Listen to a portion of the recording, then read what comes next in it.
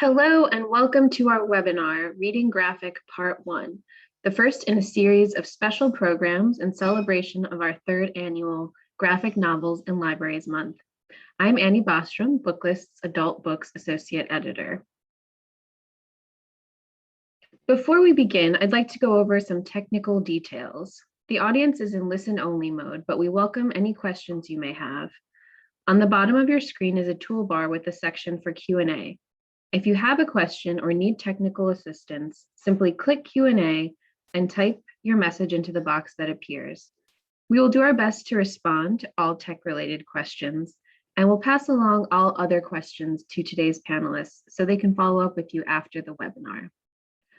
Also, Booklist will now be offering closed captioning on all webinars. To enable or disable captions on your screen, please look for and click the live transcript icon on the toolbar mentioned above.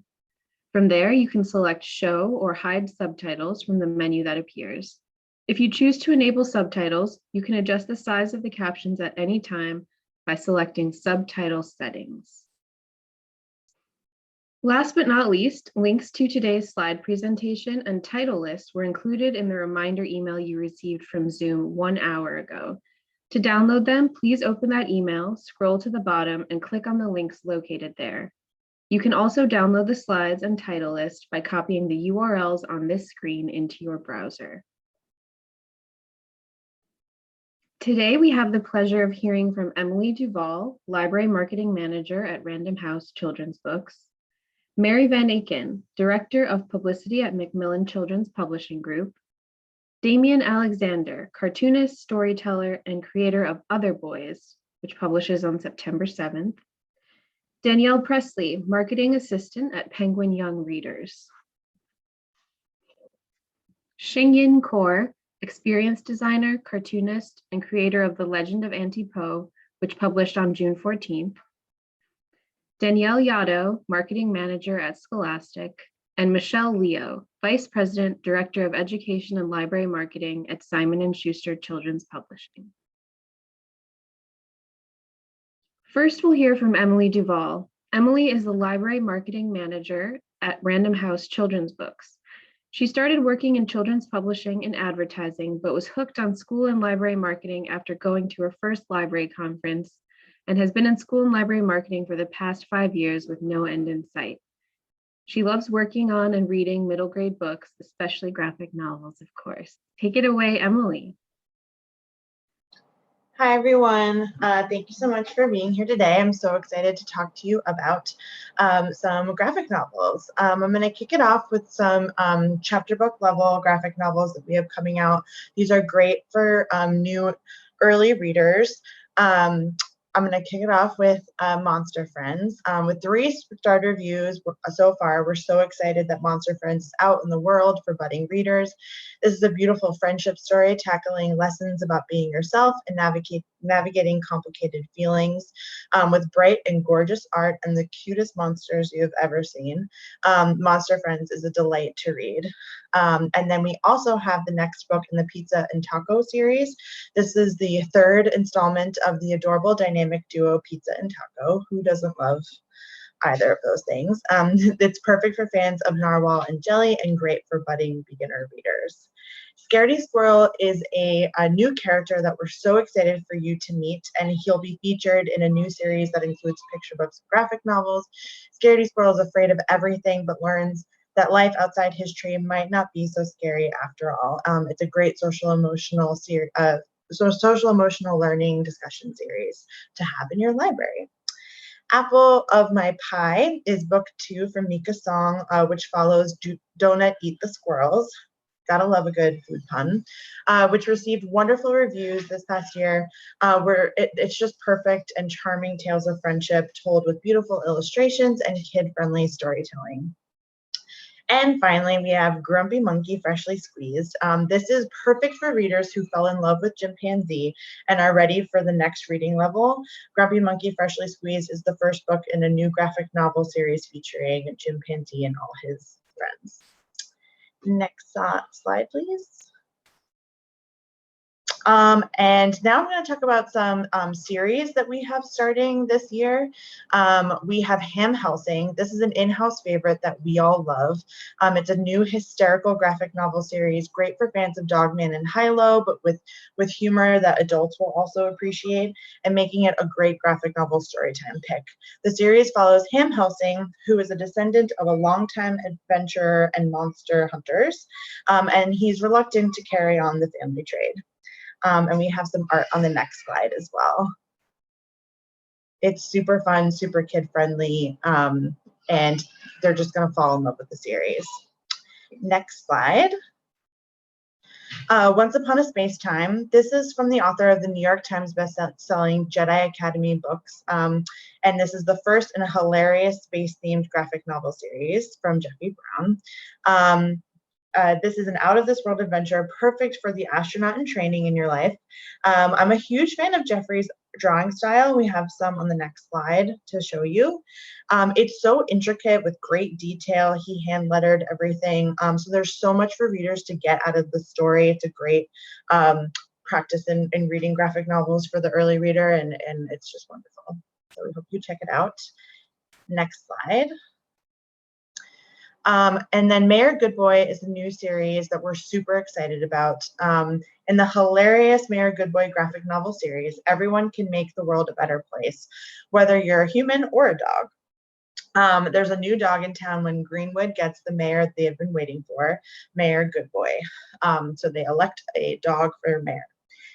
This is a hilarious new graphic novel series where a very good dog is going to save his town, one hilarious try at a time. This has amazing kid appeal and is sure to hook your reluctant readers, both those who are into graphic novels and reading them regularly, but also for those giving it a first try.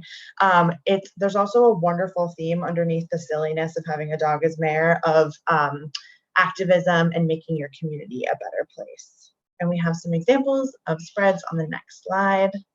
Super fun, super vibrant, great colors, and there's more to come in the series. Next slide.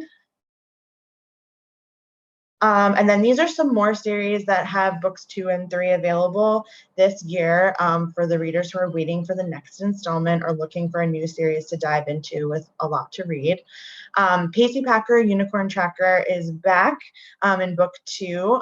This is a hilarious series with great attitude for unicorn lovers and haters alike. It's a great female protagonist story and just a fun adventure. Max Meow is back in book 2 of the series that Judd Winnick called Funny, Furry, and Fantastic.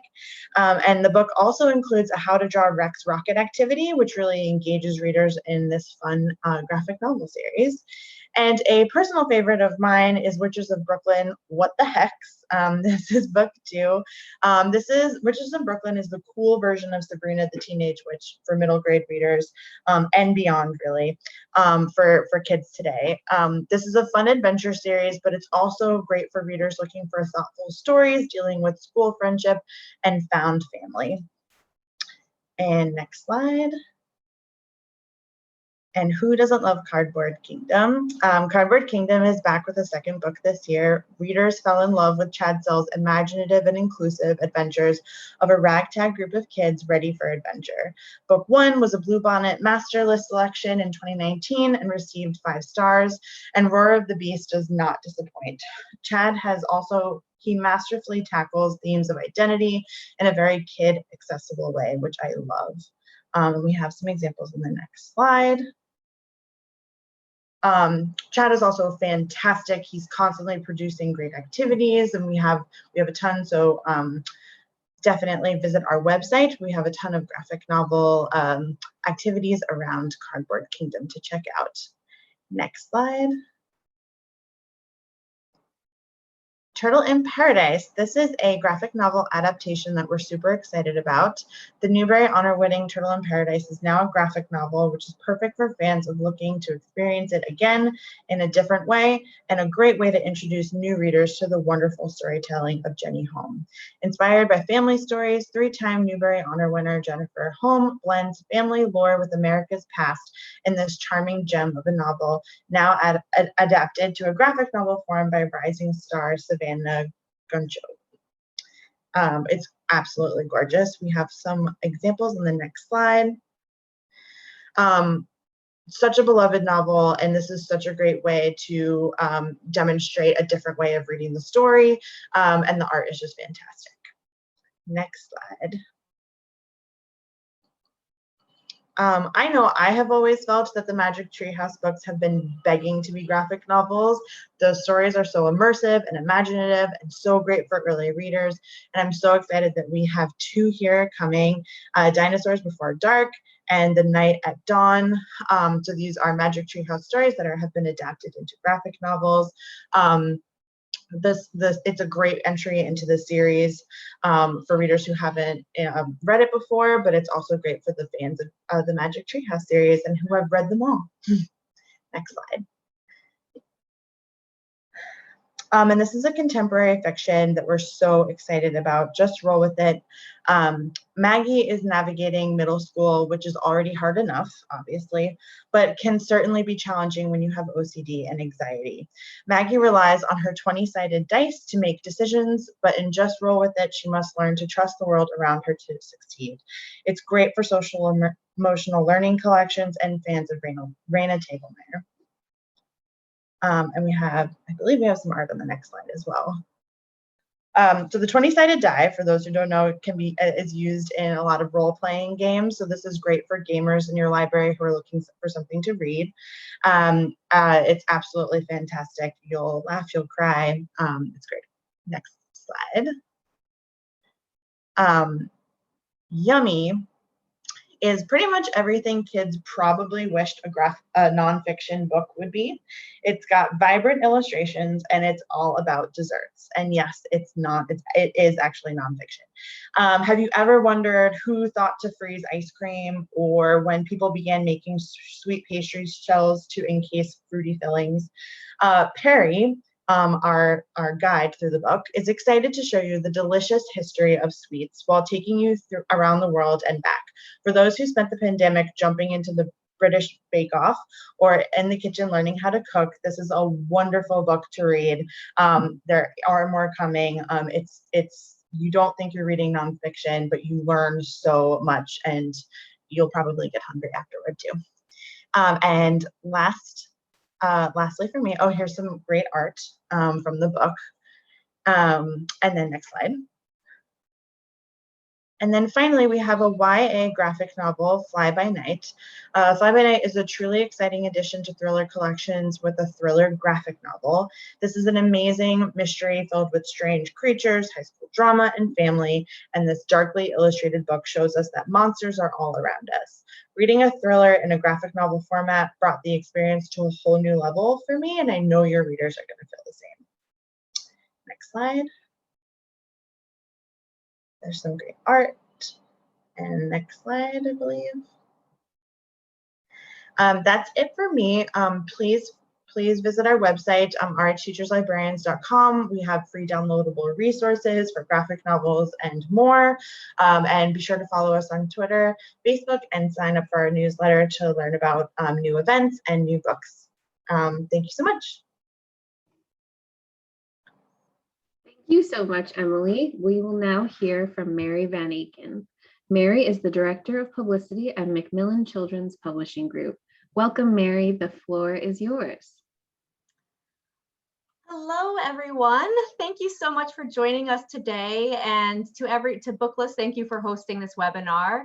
I will be introducing you all to Damian Alexander, author of the upcoming middle grade graphic novel, Other Boys, in a few minutes. Before we get to that, I'm very excited to preview a selection of our upcoming titles. To start us off, for any fans of the science comics, history comics, and maker comics series from First Seconds in the audience, there's great news. We have more coming. Links to the digital review copies are included in our handout, which I'll just link here in the chat just so everyone has that handy. Let's copy and paste it here. Great. Okay, so now moving on to other upcoming titles. One more note, we have a Friends box set coming and the Mighty Jack Trilogy box set coming. Two really beloved series for middle grade graphic novel readers, and now you can have all three at once. Okay, now I'm really starting. So Haley and Comet is for emerging readers who are fans of Peter and Ernesto or the adventures of Beagle. The spacious and inviting spreads are so welcoming for new readers who will find a lot to love in the story about a girl, Haley, who befriends a comet that falls out of the sky. Despite coming from two very different worlds, they have the same wide-eyed, imaginative sensibility, and their adventures together are both heartwarming and amusing. This first book wraps up with facts about real comets, including Haley's comet, which is probably unsurprising to all of you. In fact, the real world-famous Haley's comet. In a starred review, Booklist called this next title exquisite. Mike Holmes has illustrated several popular graphic novels, and his middle grade author-illustrator debut is really a stunner. This is a memoir-inflected fantasy graphic novel about 9-year-old Nathan, who is trying to get through a very lonely summer amidst a family crisis surrounding his older brother. Nathan discovers a red-colored new world when hiding out in an abandoned lighthouse, and you can so clearly see the joy of this escape from the real world. Here he is in control and can take off on adventures. The real challenge becomes the inevitable question of whether he can return to face the very real world and very real problems facing him and his family. JUKEBOX is the highly anticipated next graphic novel from Nidhi Chanani. Her debut, Pashmina, was showered with praise, and JUKEBOX already has 1-star review from Booklist, calling it a fun, heartfelt time travel adventure of 2 girls in search of connection. This is a time-traveling musical tale about family and courage in which a mysterious jukebox, old vinyl records, and cryptic notes on music history are Shaheen's only clues to her father's abrupt disappearance. Nidhi's goal with this book was to tell a story about 2 brown girls who embark on an adventure and visit history populated by people of color. The relationship between Shaheen and her cousin as they travel through history looking for Shaheen's father is loving, supportive, and their conflict isn't with the other person, it's internal. They each have to learn to believe in themselves and allow the other person to grow. On top of being a fantastic adventure, this book offers really great insight into moments of musical history that will make it a great pick for any history fans. Bad Sister is a memoir to watch. With 2-star reviews to date, this breathtaking, honest look at the relationship between siblings is one you won't soon forget. You may know Charise as the author of more than 50 books for young children, but this is her most personal work yet. In Bad Sister, Charise believes her younger brother has real-life superpowers because he has the ability to recognize faces. Charise suffers from propagnosia, face blindness, and was undiagnosed for the majority of her childhood. She may be a good person in so many ways, but she is a very, very bad sister, and I'm not overstating that. But anyone who has siblings knows that there are ups and downs in any relationship, and the relationship between Charise and Daniel is so, so relatable, and the self-reflection that happens within about our responsibilities to the people we love is really eye-opening. So you really, you will not regret taking what is undoubtedly a very emotional journey with Charise and Daniel. With so many more middle grade titles coming, I wish I had more time to tell you about them, but the digital review copies of Lucy in the Sky, Marshmallow and Jordan, Horse Trouble, and Bounce Back are all included in the handout, and I encourage you to take a look. Before I hand it over to Damian, I have one final book to introduce you to, HIMAWARI House by the incredibly talented Harmony Becker. You might recognize Harmony as the illustrator of George Takei's graphic novel, They Called Us the Enemy. Her debut author-illustrator graphic novel is about 3 foreign exchange students and the pleasures and difficulties of adjusting to life in Japan. Now, Haejong and Tina become fast friends living together in the HIMAWARI house in Togi while attending the same Japanese cram school. One came to Japan to reconnect with her Japanese heritage, while the others came to find freedoms from their own paths. They all deal with language barriers, being a fish out of water, self-discovery, love, and family. Harmony is half Japanese and half American, and this book was born out of her desire to share the experience of learning her mother tongue in a country foreign to her. The story includes Japanese and Korean language, masterfully using that aspect as a tool for bringing the reader further into the foreign exchange experience. And now finally, I'm thrilled to introduce Damian Alexander, author of the upcoming graphic novel memoir, Other Boys. Damian is a cartoonist and storyteller who grew up in and around Boston. His first graphic novel, Other Boys, is based on his viral and award-winning autobiographical webcomics. Damian's illustrations and comic shorts can be found on The Trevor Project, Narratively, The Nib, and others. He loves ghost stories, miniatures, and watching cartoons with his cats on sunny afternoons. Take it away, Damian. Hello, thank you, Mary. I am the author and illustrator of Other Boys, which is from First Second and comes out September 7th. Other Boys is, I've kind of been calling like my middle school diary told through pictures because memoir sounds so fancy, but it's about parental loss in class and coming out. It deals with a lot of things because in middle school, we're all dealing with a lot of things. It was hard to sort of focus the book on one thing, so I sort of just encompassed it all, and I went back in the book into my youth and then into my middle school years. So I think that it will appeal to a wide audience of both younger kids and older kids, as well as people who are nostalgic for the late 90s and early 2000s.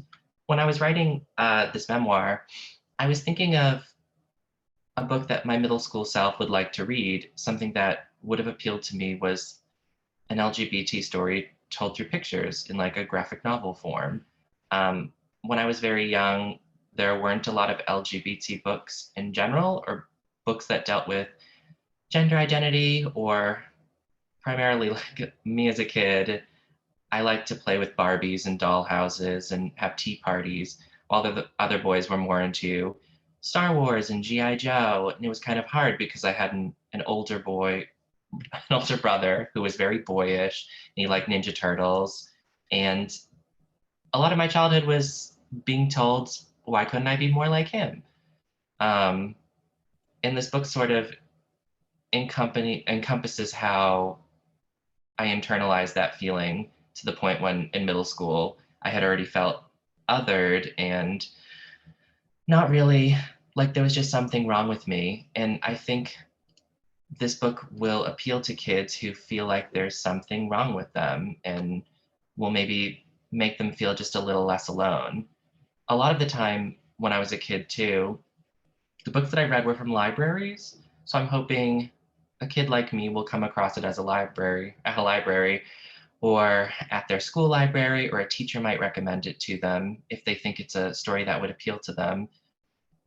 And I don't know, they'll just feel a little more not like how I did, completely alone and othered, which is kind of what the title plays off of, is feeling othered by everyone around me. I also partially, when working on this book, was thinking of my little cousin who, I think when I started working on it, she was in the 5th grade, but she should be 6th or 7th grade now. And she didn't really read much until I started handing her the graphic novels that I had in my room, like Raina Telgemeier's books. And when Real Friends came out, I handed her that, and she would just sit down and read them in like an hour. So when I was writing this book, I was kind of thinking, at some point she would be in 7th grade, and then she could read the story and maybe she'd connect with some of the story from it, because I know that she loved all of those graphic novels that I shared with her.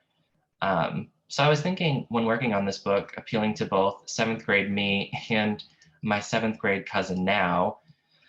And I don't know, I kind of, by giving her comics, turned her into a reader where she hadn't been previously. It was really hard for her to get through reading regular novels, and then she was just, her bookshelf is just filled with graphic novels, and she slowly moved up to more like Dork Diaries and Diary of a Wimpy Kid, like the partially illustrated books too. But I think it's important for kids who, I don't know, for kids to see books where there's illustrations, because visual literacy is also important.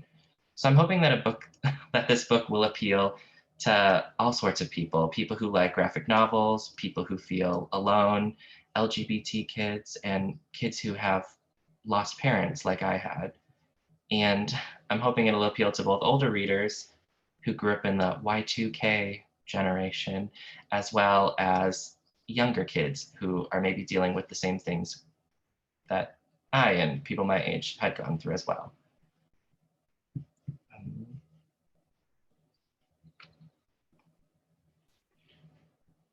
Thank you so much, Damian and Mary.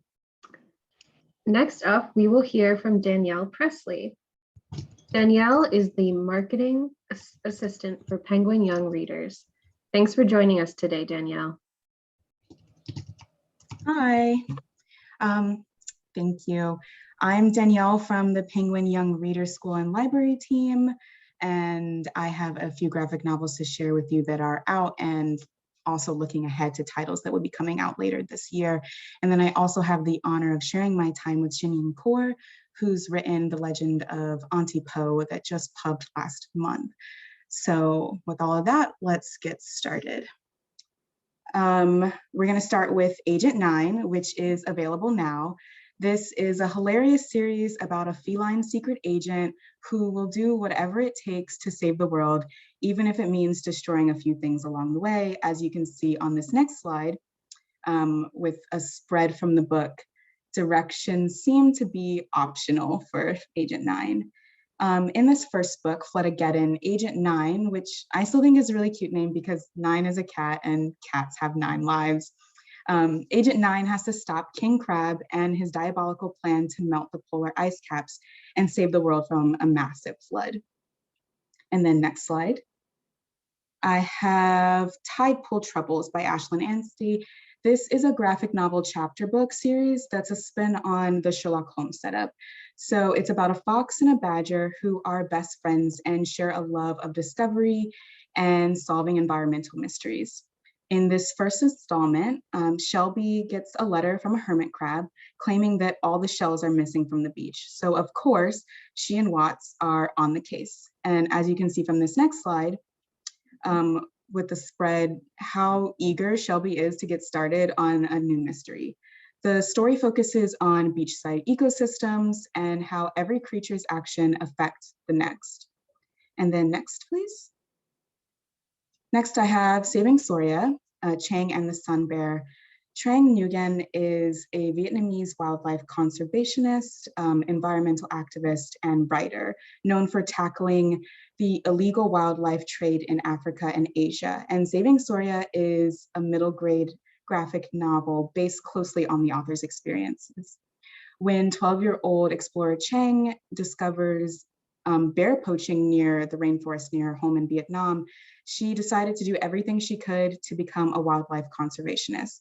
But her toughest challenge comes when she's tasked with returning Soria, the sun bear that she raised from infancy, to the wild where she belongs. Because despite being a different species, Soria is Chang's best friend, and letting a friend go is never easy. And on this next slide, you can see some of the beautiful art from this novel featuring Chang and Soria. And then next, please. Bat Pig. When Pigs Fly. Bat Pig is a spin-off graphic novel from the middle grade novel Wink, also by Rob Harrell. In this, Gary Yorkshire was your perfectly average fuzzy pink pig who loved tasty sandwiches, video games, mud baths, and hanging out with his friends. Until one day, a radioactive bat bite gives him powers he never would have dreamed of. Inspired by his old Crimson Swine comics, Gary decides that he'll use his powers for good and becomes Bat Pig. And you can go to the next slide. Now he just needs a good zinger of a Bat Pig slogan, a spandex costume that flatters his rear end, and maybe a little advice about how in the world he's supposed to defeat supervillains. And then next, please. I have 2 sequels, City of Illusion, which is a sequel to City of Secrets, and then Shirley and Jamila's Big Fall, which is the sequel to Shirley and Jamila Save Their Summer. In City of Illusion, Hannah and Ever's 3 conflict-free months following the events of book 1 come to an abrupt end when Mr. Morgan is captured while on a family trip. And the kids get into it with a group of street magicians who con Hannah out of all of her money. And so now Hannah and Ever and the street magicians will have to learn to trust each other and, most importantly, find a way to work together. And then in Shirley and Jamila, This is also a spin on the Sherlock Holmes setup. Jamila settles into the rhythms of classes and after-school basketball practice, while Shirley has a new mystery on her mind.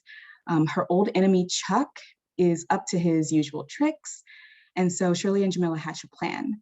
They'll break into his house late one night and recover all the notes Chuck's been using to blackmail innocent kids. But while Shirley and Jamila are at the house, another intruder arrives, an intruder who can help them put a stop to Chuck's crimes once and for all. And then on this next slide, you can find a link to our newly launched graphic novel website to find any of the other titles that we have out now. And we also have more resources outside of our graphic novel titles on penguinclassroom.com, or you can reach us at any of these social media handles listed here. And so with that, that's all I have. And I will now turn it over to Shinyin Kaur. Hi, everyone. Thank you. I'm going to share my screen and give me a second. All right. So hi, I'm Shinyin Kaur, author of The Legend of Auntie Po, and I've got a 5-minute presentation here about Paul Bunyan, which is a special interest of mine. Paul Bunyan is a giant lumberjack. He's a subject of tall tales stemming from the oral tradition, a homegrown American folktale, and one of few American mythological figures, keeping company with John Henry, Casey Jones, and Johnny Appleseed, although the latter two are actually real people, and John Henry has a few disputed origins in real people. So what is the origin of the Paul Bunyan story? Like I said, they came from the oral tradition. And that oral tradition came out of logging camps. First in the Northwoods, which were full of European immigrants and also had Black and indigenous workers. And then as the story spread to the West, they ended up in logging camps that many Chinese and Japanese workers also worked at. Logging camps were much less white than the current Paul Bunyan stories we have tend to portray. And in the early stories, even if the portrayals were sometimes racist, those stories do acknowledge the diversity of logging camps. On the left is an image of Venture Smith, a formerly enslaved man who was very large, said to wield a large axe, and even in his day was known as the Black Paul Bunyan. But the people who collected Paul Bunyan stories, who popularized them and brought them to print, were generally white middle-class writers. In the same way, these stories became a lot less crude. K. Bernice Stewart wrote the first published academic paper as a recent college student, and she acknowledges in her paper that a young woman going into logging camps to collect stories would only be getting the clean versions of these stories. W.B. Loughead popularizes the Paul Bunyan mythos, naming Babe and some of the other characters. He was a marketing guy. If you're familiar with Trader Joe's, he did the equivalent of putting out their frequent flyers with Paul Bunyan stories in them. And that's how the stories of Paul Bunyan spread across the United States in lumber mill catalogs. So the Paul Bunyan myth starts in the oral tradition, rooted in the working class, before making it into publication. During the World Wars, Paul Bunyan is used as a more patriotic figure, and this begins his stereotypical transformation into a more stereotypical picture of masculinity. Afterwards, he becomes more common in children's literature and becomes a lot more detached from the story's roots in the labor class, as well as the history of logging camps. So my book, The Legend of Auntie Po, is about who gets to tell a myth. And it's because I'm absolutely a huge fan of the Paul Bunyan mythos, and I've been researching it for years. When this question came up in my mind, my immediate thought was, me. I get to tell this myth. I did a fairly straightforward adaptation of a classic Paul Bunyan story in my book. On the left is W.B. Loughead's illustration from The Story of the Giant Mosquitoes. My mosquitoes are a little bit smaller. They're only moving chickens. But here's the summary of the story. There are giant mosquitoes that plague everyone at camp. So Paul Bunyan sends his loyal cook, Sourdough Sam, to go fetch the giant bumblebees from the Midwest that he had encountered before, hoping that the giant bumblebees would chase the mosquitoes away. Sadly, that does not work out. The mosquitoes and bumblebees like each other so much, they mate and produce a terrifying hybrid that have stingers on both ends. So they've got mouth stingers and butt stingers. Here are some other things that I learned while working on The Legend of Auntie Po. Logging was extremely hard work, so camps had to feed their loggers well. Loggers would go on strike if the food wasn't good, and the camps with the best kitchens could attract the best workers. And often, these kitchens, especially on the West Coast, were run and staffed by Chinese men who were known as fantastic cooks.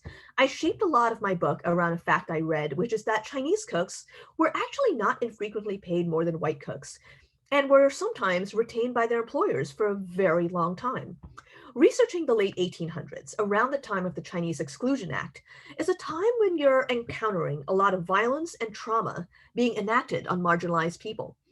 So finding this bit of information where Chinese cooks were valued and that value was backed up by actual money was a spark of joy in an otherwise depressing research process, and ultimately something I wanted to explore in the graphic novel. Another thing I learned is that ox, as in Babe the Blue Ox, is not a species name. It's actually just a term from a working bovine, usually a castrated male cow, but there isn't actually a separate species called an ox. On the left is a Babe the Blue Ox statue in Klamath, California, at the Trees of Mystery. And on the left is Pepe, my version of Babe, who is a water buffalo, which is a bovine often used as an ox in China and Southeast Asia. He does basically behave as a giant puppy, as I have a lot more access to puppy behavior than I do to water buffalo behavior. I also learned that log drives were extremely cool and extremely dangerous. And this is something you learn pretty early on while doing logging research. Log drives are actually one thing that have always survived the evolution of the Paul Bunyan mythos. And actually the largest historical stretch in my book is that log drives were much more common in the Midwest, but reasonably rare in the Sierra Nevadas. And finally, there are Paul Bunyan statues across the United States. That Google map you see in the background is one that I've made charting them. If we had more time, I'd tell you about fiberglass muffler man statues, which many of these are. But the true genesis for my book is that I don't remember why, but I made a bet with a friend to visit as many Paul Bunyan statues as I could in the United States. I actually lost the bet. I visited about 20 and he got about 30, but you know, I did write a book in the process. In the process of this statue project, I developed such a deep love for this part of the American mythos. You can't spend so much time visiting Paul Bunyan statues without getting into the history of Paul Bunyan, especially since a bunch of these statues are also in front of logging museums. Here I've got two muffler men, one at Northern Arizona University, one in upstate New York, and then an armless one on top of a Vietnamese restaurant in Albuquerque, New Mexico. Here are a few more. And here's the last one, the Paul Bunyan statue at the Trees of Mystery in Klamath, California, which will actually talk to you. So yeah, I loved Paul Bunyan so much. I wrote a whole book about it where he's a Chinese matriarch named Auntie Po. I hope you get a chance to read it. Thank you for letting me nerd out a little bit with you. All right, back to whoever's next.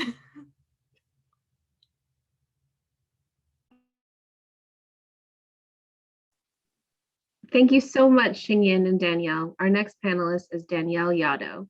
Danielle is the marketing manager at Scholastic. Take it away, Danielle. Thank you. Our first few titles are part of graphics chapters. Graphics chapters are ideal books for beginning and newly independent readers, with approachable page counts, easy to follow paneling, and artwork that supports text comprehension. These engaging stories with unforgettable characters help children become lifelong readers. Up first is the Bailey School Kids. I don't know about you, but the Bailey School Kids books were my jam as a kid. And I'm so excited to share the very first adaptation of the beloved series with you today. The third graders at Bailey Elementary are so hard to handle that all of their teachers have quit. But their new teacher, Mrs. Jeepers, is different. She's just moved from Transylvania into a spooky old house in Bailey City. She wears a mysterious brooch that glows as green as her eyes. Could Mrs. Jeepers be a vampire? With fresh art from Academy Award winner Pearl Lowe, this first book in the graphic novel series is sure to cause light spooks, plenty of giggles, and prompt a healthy dose of deductive reasoning. There's art on next slide. And next slide. Best friends Bun Bun and Bon Bon discover their superhero alter egos in this third book in the series by superstar Jess Keating. For best friends Bun Bun and Bon Bon, it's the perfect day until a rainstorm spoils their picnic. Super capes, super strength, and super teamwork make them superheroes, just like the characters from their favorite comic books. But when the goings get tough, will they find the courage to face their fears and help someone in need? This series is both sweet and hilarious with adorable art. There's art on the next slide. And next slide.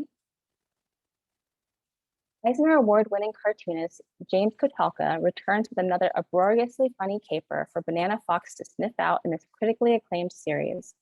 Banana Fox's late fees have landed him in library jail.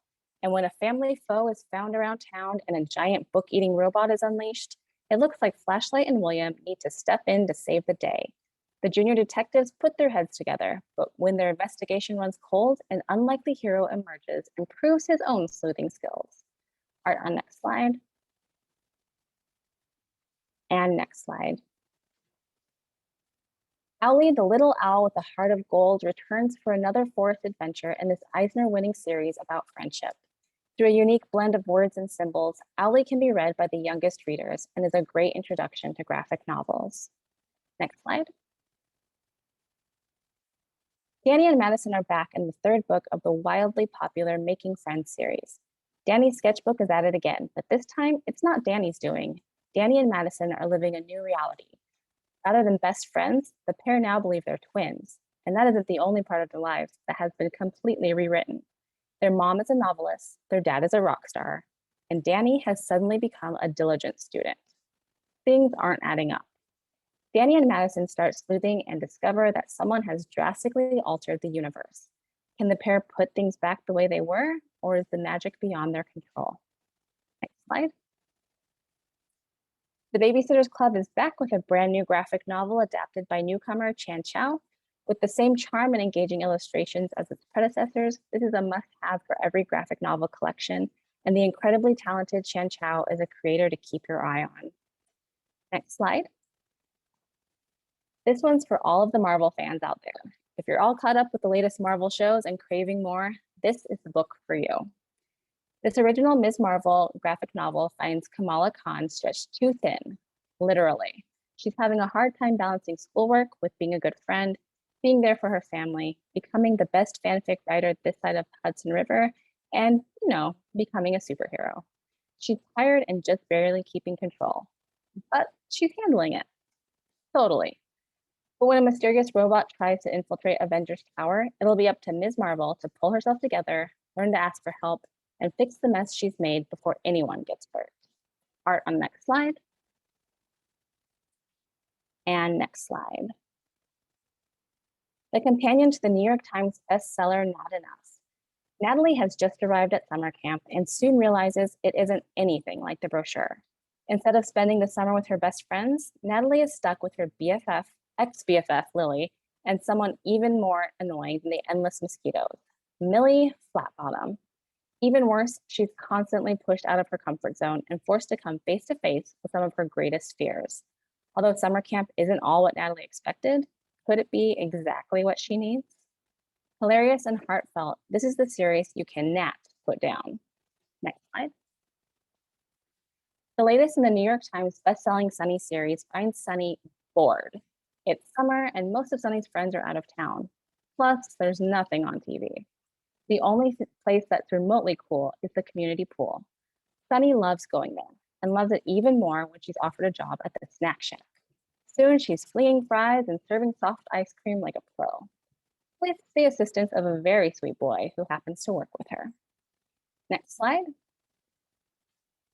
When Grace moves to Hong Kong with her mom and new stepdad, her biggest concern is making friends at her fancy new boarding school. But when a mysterious old woman gifts her a dragon egg during a field trip, Grace discovers that the wonderful stories of dragons she heard when she was a young girl might actually be real, especially when the egg hatches overnight. The dragon has immense powers that Grace has yet to understand, and that puts them both in danger from mysterious forces intent on abusing the dragon's power. And now it's up to Grace and her school friends to uncover the sinister plot threatening the entire city. Art on next slide. Next slide. The best-selling sci-fi series by Katherine Applegate and Michael Grant returns in the second graphic novel in the series, adapted by Chris Grine. Rachel is still reeling from the news that Earth is secretly under attack by parasitic aliens, the Yeerks. Now she and her friends are the planet's only defense. 5 kids who stumbled onto a downed spacecraft and were given the power to morph into any animal they touch. The team's best lead is their assistant principal, Mr. Chapman, who is the human host to a high-ranking New York official. It's not much, but Rachel's always been a daredevil, and she volunteers to infiltrate Chapman's home. Rachel is tough, she's fearless, but what she finds inside may be more than even she can handle. Perfect for original fans of the series and to share with readers brand new to Animorphs. Next slide. Set at a magical school for girls, a funny and heartwarming middle grade graphic novel adventure about friendship, defying expectations, and finding your place. Manu and her best friend Josefina live at a magical school for girls, and Manu is always getting into trouble. The headmistress believes that Manu has the potential to help people with her magic, but Manu would rather have fun than fall in line. One day, a prank goes seriously wrong, and Josefina gets angry and wishes for Manu's magic to disappear. And it does. Manu uses a dangerous spell to restore it, but it makes her magic too powerful and nearly impossible to control. Great power comes at a cost, and it may be a price that Manu isn't able to pay. And Manu recently received a star review from Booklist. Next slide. Next slide. The third in the entertaining and hilarious graphic novel adaptation series of the Geronimo Stilton novels finds Geronimo and Trap entering the Rat Rally, a high-speed car race. Dave Pilkey is already a fan of the series, saying it's fresh, funny, and fast-paced. The freestyle artwork and anything goes story will make kids want to write and draw their own books. Next slide.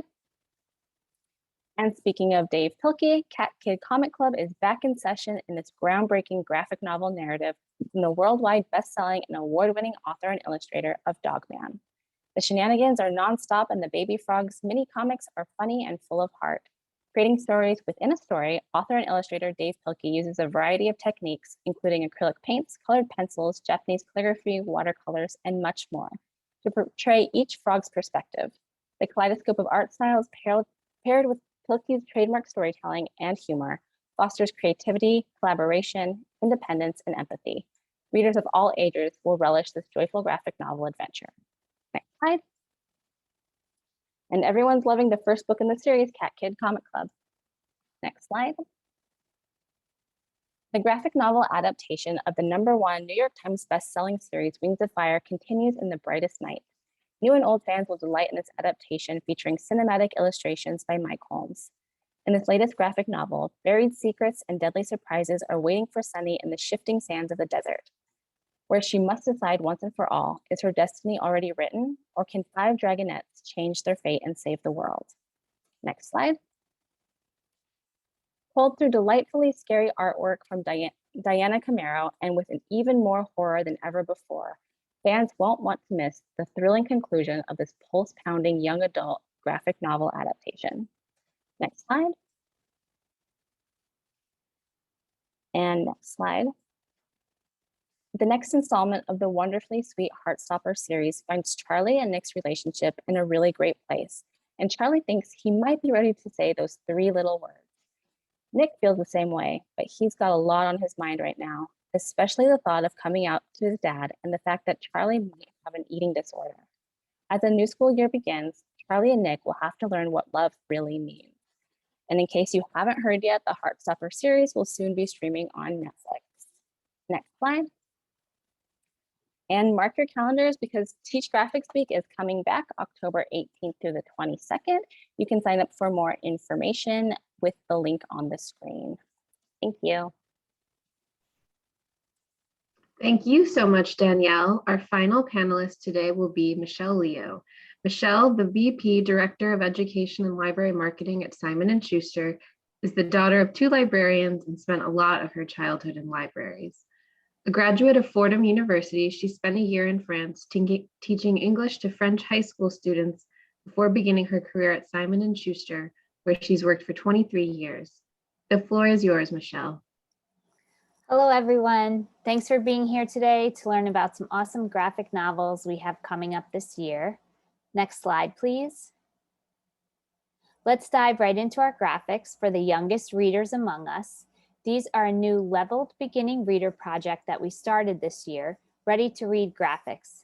These books are perfect for the reader who might gravitate toward graphic novels, but is still learning how to navigate them. These books fit right in as level appropriate stories that prepare readers for longer, more complex graphic novel formats.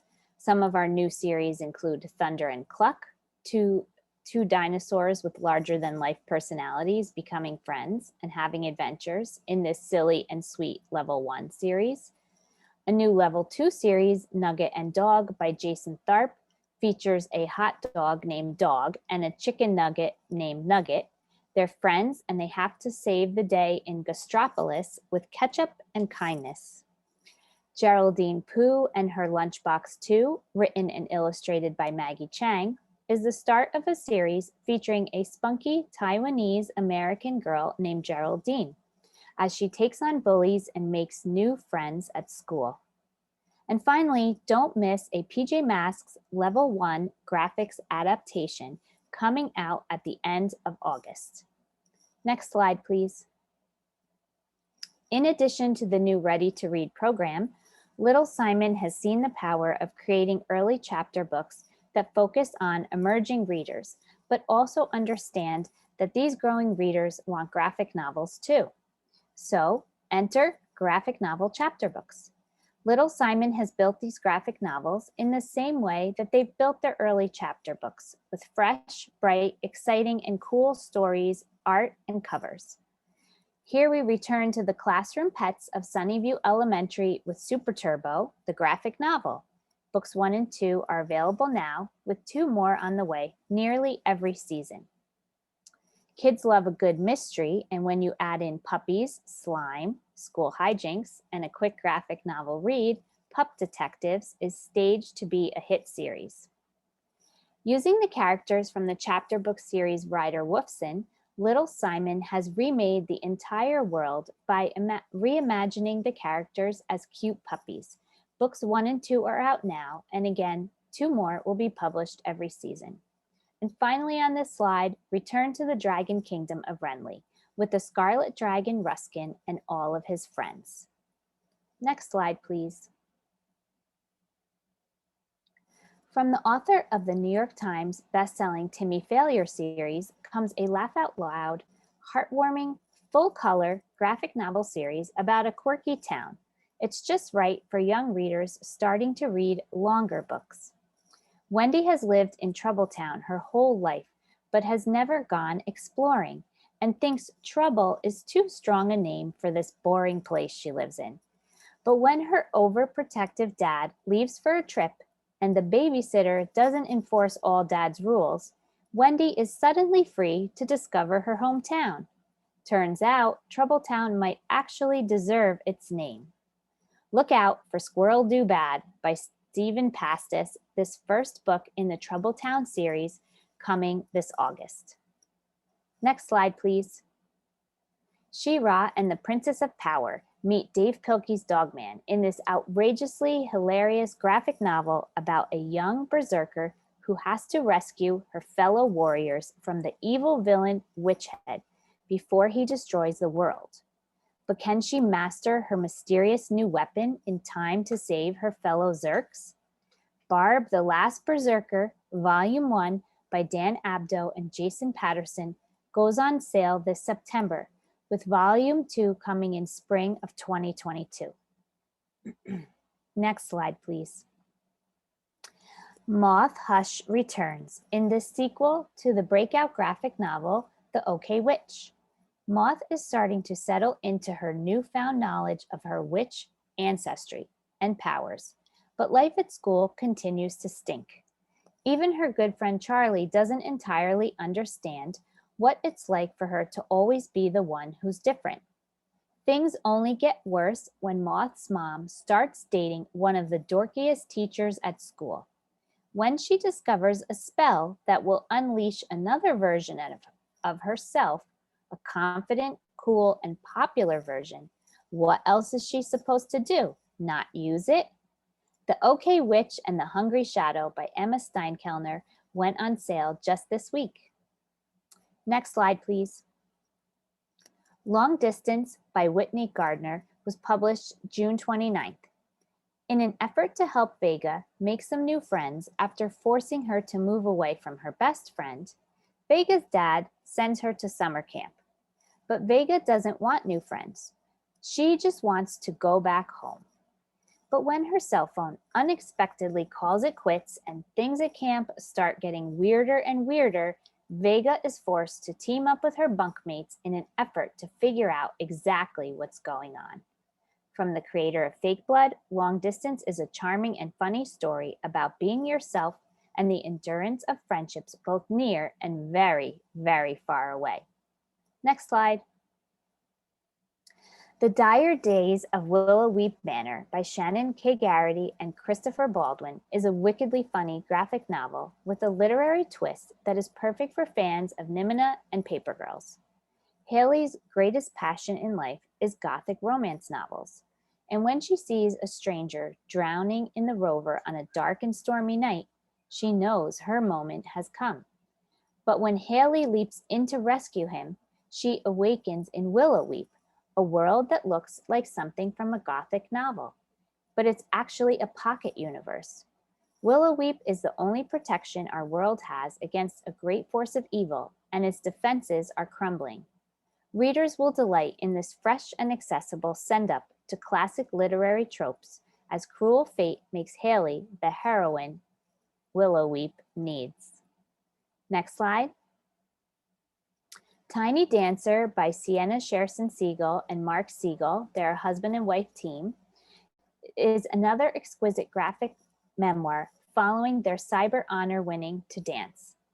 In Tiny Dancer, Sienna recalls her teenage years of dreaming to be a professional ballerina, but an injury and doubt are starting to take their toll on her vision of the future. How do you figure out what to do next when you've spent your whole life working towards a very specific something? This is a moving and beautifully illustrated memoir of a young woman struggling to find her next step, but also finding her true footing in the world. Next slide. Just a quick dip into an adult graphic novel before I close out for today. Wake has 4-starred reviews.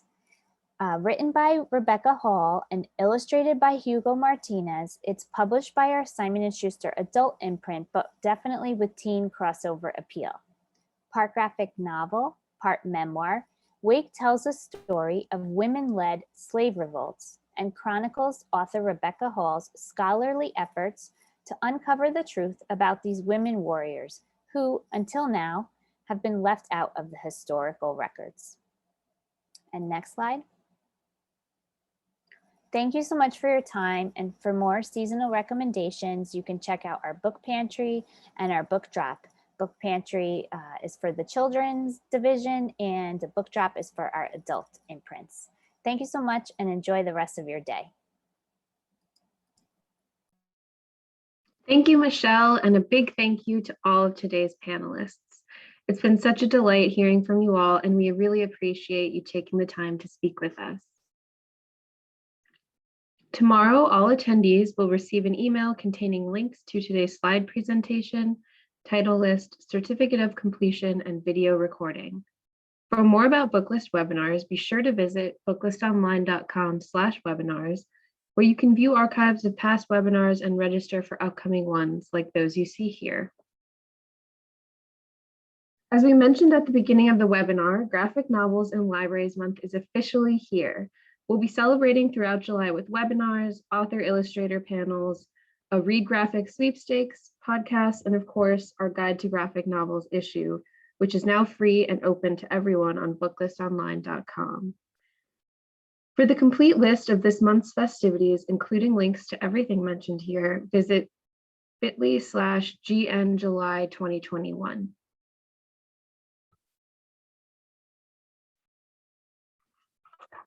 Not yet a subscriber? Pair the print reading experience with the convenience of online access at booklistonline.com and lock in print, online, digital, and archive access by taking advantage of this special webinar offer to get Booklist for only $75.